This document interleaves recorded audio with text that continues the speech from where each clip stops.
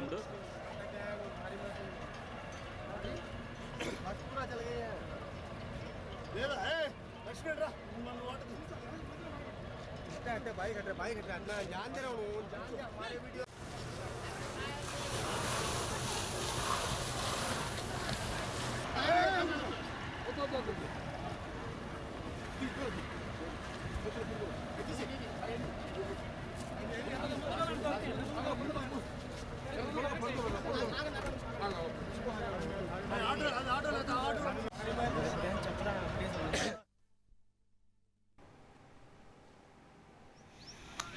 అగో జనాలు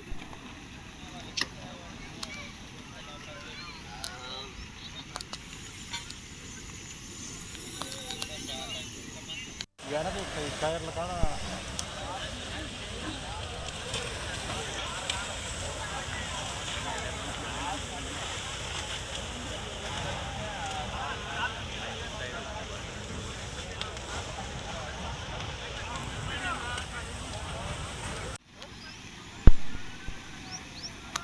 అగో జనాలు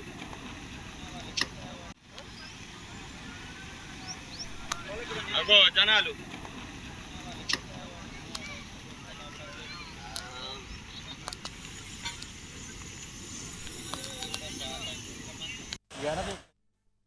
మార్కాపురం జిల్లాలో ఘోర ప్రమాదం చోటు చేసుకుంది. రాయవరం దగ్గర టిప్పర్ను ట్రావెల్స్ బస్సు ఢీకొట్టింది. ప్రమాదంలో బస్సు దగ్ధమైంది. 10 మంది సజీవ దహనమయ్యారు. మృతుల సంఖ్య పెరిగే అవకాశం ఉంది. పలకల క్వారీ దగ్గర టిప్పర్ను హరికృష్ణ ట్రావెల్స్ బస్సు ఢీకొట్టింది. ఘటనా స్థలికి చేరుకొని పోలీసులు సహాయక చర్యలు చేపట్టారు. ఇక ఇదే అంశానికి సంబంధించి పూర్తి డీటెయిల్స్ మా ఏపీ ఇన్పుట్ ఎడిటర్ భానుప్రకాష్ అందిస్తారు.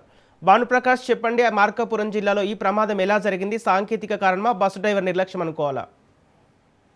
సంపత్ ఇవాళ అర్లీ అవర్స్ లో ఉదయం అంటే ఒక గంట క్రితము ఈ ప్రకాశం జిల్లా మార్కాపూర్ నియోజకవర్గంలోని రాయవరం సమీపంలో ఈ విషాదకరమైన ఘోర ప్రమాదం సంభవించింది.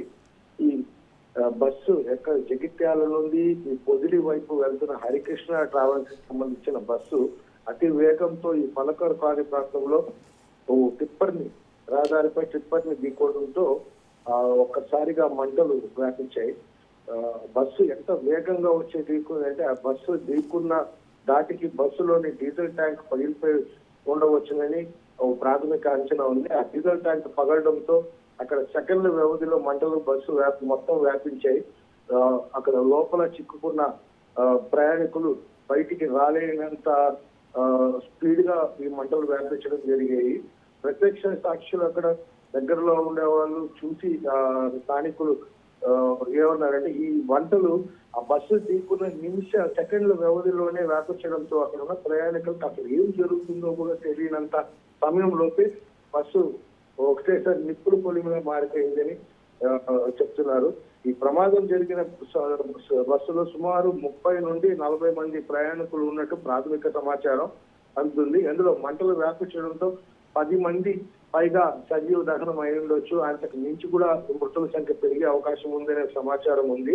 ఈ మంటలు వేగంగా వ్యాపించడంతో కిటికీల నుంచి దూకి కొందరు ప్రాణాలు కాపాడుకోగా కొంతమంది ఊపిరాడిన స్థితిలో లోపలే ఉండి చిక్కుకుపోయారు. వారి బయటికి రావడానికి ప్రయత్నించిన తలుపులు కూడా జామ్ అవడంతో, అంటే బస్సు వేగంగా ఢీకున్నట్టు ముందు భాగం మొత్తం దెబ్బతిని ఆ తలుపులు కూడా జామ్ అవడంతో ఆ పొగ కారణంగా లోపలే ఉండిపోవాల్సి వచ్చింది.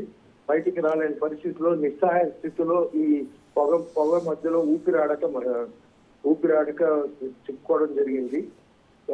చాలా మంది ప్రయాణికులు అందులో ఉండేవాళ్ళు ఇంకా కోల్పోవడం జరిగింది. ఆయన ఎంతమంది చనిపోయారు అనేది మాత్రం ఇంకా పూర్తి అంచనాకు రాలేదు. మొదటైతే 10 మంది అయితే ప్రాథమిక సమాచారం ఉంది. 10 మంది వరకు ఇప్పుడు దాకా మంటల తీవ్రతతో చనిపోయి సజీవ దహనం అయిపోయారు. అక్కడికి వెంటనే పోలీసులు సమాచారము, అటు ఫైర్ సిబ్బందికి సమాచారం అందించగా అక్కడ అగ్నిమాపక సిబ్బంది సంఘటన స్థలం చేరుకున్నారు. ఫైర్ ఇంజిన్ల సాయంతో మంటలు అదుపులో తెచ్చారు.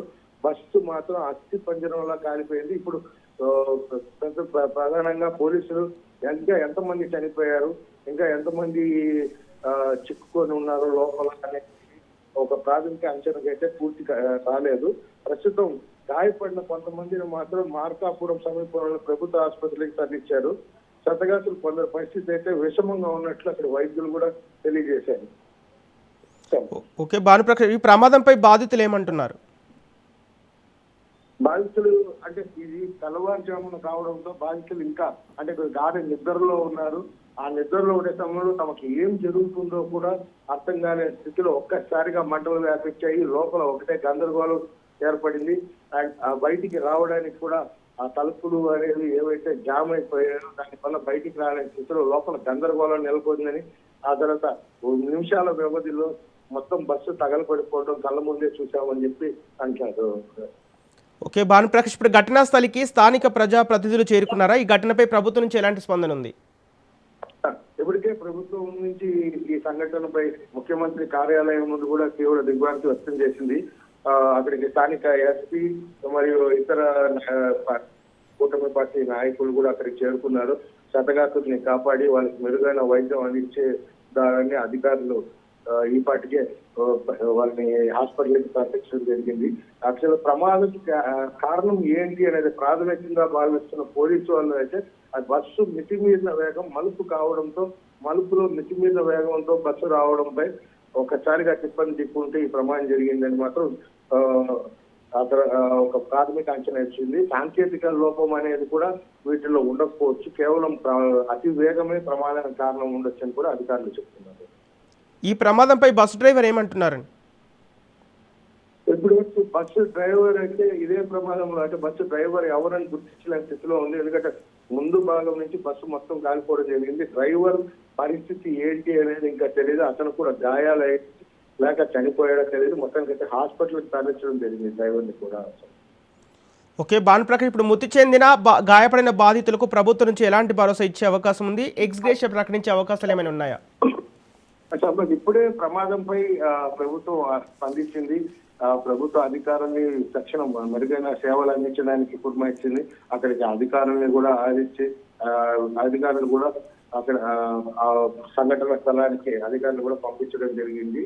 ఇంకా ప్రభుత్వం ఎలాంటి ప్రకటన అయితే చేయలేదు. ప్రస్తుతం అయితే మెరుగైన వైద్యం అందించాలని, ఆ తర్వాత మిగిలిన ప్యాసింజర్స్ కి షెల్టర్ ఏర్పాటు చేయాలనేది మాత్రం ప్రభుత్వం ఆదేశించింది. ఓకే, ఇప్పుడు ప్రస్తుతం ఘటనా స్థలిలో ఎలాంటి పరిస్థితి నెలకొంది? ఘటనా స్థలిలో ఇప్పుడు బస్సు కేవలం అస్థి పంజరంలాగా అంటే నిమిషాల వ్యవధిలో బస్సు అంటుకోవడంతో బస్సు ఒక అస్థి పంజరంలాగా తయారైంది. మొత్తం విషాద ఛాయలు ఉన్నాయి. ఎందుకంటే మృతుల సంఖ్య అనేది ఇంకా ప్రాథమిక అంచనా వేస్తున్నారే తప్ప ఇంకా పూర్తి సమాచారం అయితే లేదు. ఎందుకంటే ఇప్పుడు మృతులు 10 మందిలో అయితే కన్ఫర్మ్ చేశారు, కానీ 10 మంది పైన ఇంకా ఉండొచ్చు.